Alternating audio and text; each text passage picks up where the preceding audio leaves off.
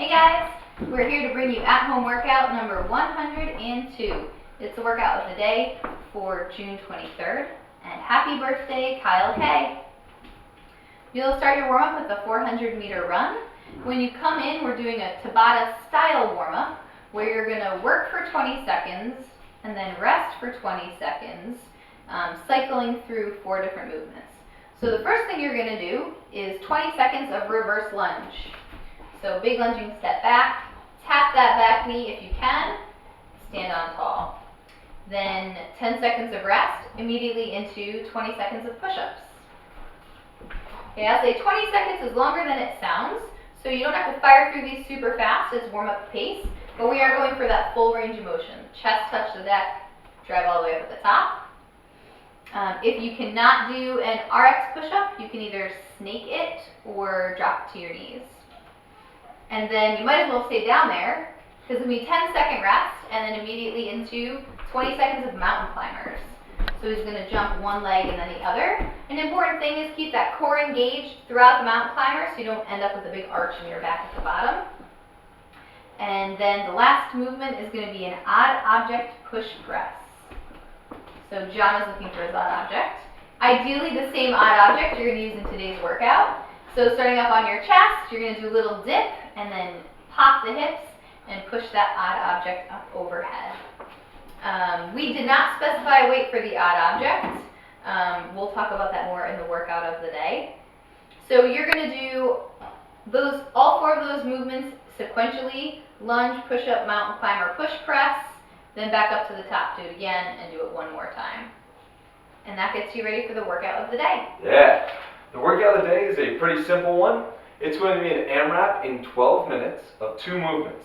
The first one is burpees. Burpees. So Nikki's going to drop down for a burpee here. She's going to go chest to deck, pop up, jump, and clap. Awesome burpee. Most of you know what that is. If you're not doing burpees, you can do a plank burpee. So just come up, jump, and clap. That takes a lot of load off your shoulder and maybe even some off your low back if you can't hold that rigid position. Or you could do 20 mountain climbers in place of the 10 burpees. Getting your feet outside your hands and firing away. Cool. So 10 burpees, and the second movement is going to be 10 thrusters with an odd object. So you can grab your odd object. It can be some bag full of sand, log, whatever you want to use, rock. Nikki's going to take that up to her chest. She's going to set her feet out under her shoulders, shoulder blades back, sink down into a nice deep squat. And she'll stand, open her hips fast, and then press it right on up overhead. And again. Cool. So you're going for 10 of those. If you happen to have a barbell at home, I imagine it'd be about 95 pounds for men, 65 for women, and it's going to rough you up very thoroughly. Yeah, that's if you want to really make the thrusters, like the more substantial part. If you just want to move fast and not be limited by weight, it might even be 75-55 tomorrow. For the RX, a weight where even when you're tired, you're going to pick it up and do 10. That's what I want you to be thinking. Now, at the very end of this, you still might have to drop after 5 reps. Yeah.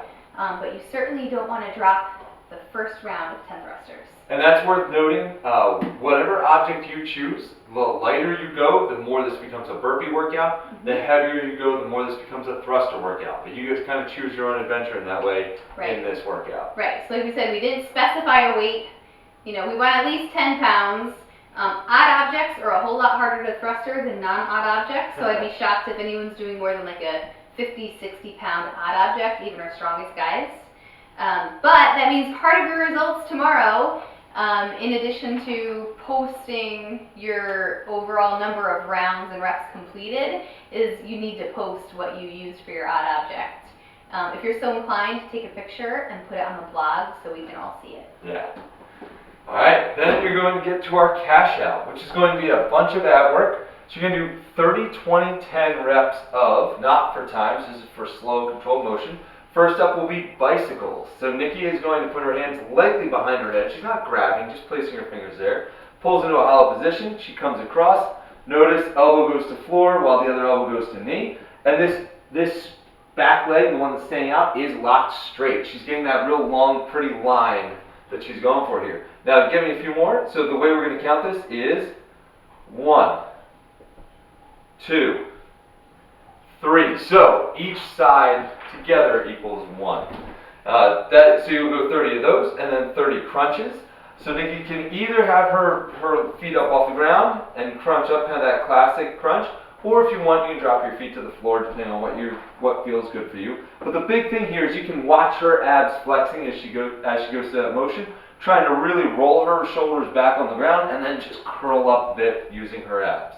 Last but not least is going to be leg lifts. So for the leg lifts, a lot of people find it beneficial to put your hands under your butt, and it just helps support your low back a little bit. Then she's just going to lay her legs out and then come back up. You're trying to not touch the ground with this. You're trying to be under control, and you want to think about your lower abs firing to bring those feet up. Try and keep your legs as straight as you reasonably can. 30 of all of them, 20 of all, 10. Yes. And the leg lifts are probably the hardest of those Yes. movements, and the most likely to maybe aggravate your back if you can't keep that back nice and tight. So you can consider doing one leg at a time, or making them into dead bugs, which are essentially one leg at a time. Yes. So a one leg lift would just be like this, okay? Or, we all know the dead bug. Oh boy, am I gonna get it right? There we go. Yeah, there you go. Doing one at a time. That would be a totally acceptable sub as well. Yeah, the big thing there is you don't want this to just be smoking your hip flexors and your low back. The 30, 20, 10 of those movements, not for time, just for smoking your abs. Okay. That's going to take us to a cool down. Cool down, we got the Samson stretch. So you're going to take a big lunging step. He's going to interlace his fingers, palms pointed to the sky. He's leaning back, and John is feeling this through this hip right here. Okay, so he's going to hold that for 45 seconds, switch and do the other side. And then, this is perfect timing, licking Coco, he's going to do a downward dog for 45 seconds. So he starts in that plank position, then he drives back, he's trying to open up through his shoulders, heels kind of pressing towards the floor. The goal is to get the back as straight as possible and the hips as high as possible. So you see he has a little bend in his knees, and that's just based on hamstring flexibility. Even I do that. Okay, put a little bend in the knees to try to get the butt higher. There you go. We're gonna hold that for 45 seconds. Yeah. And that's what we have for at-home workout number 102. Yeah. Hopefully I'll see some of you in the parking lot.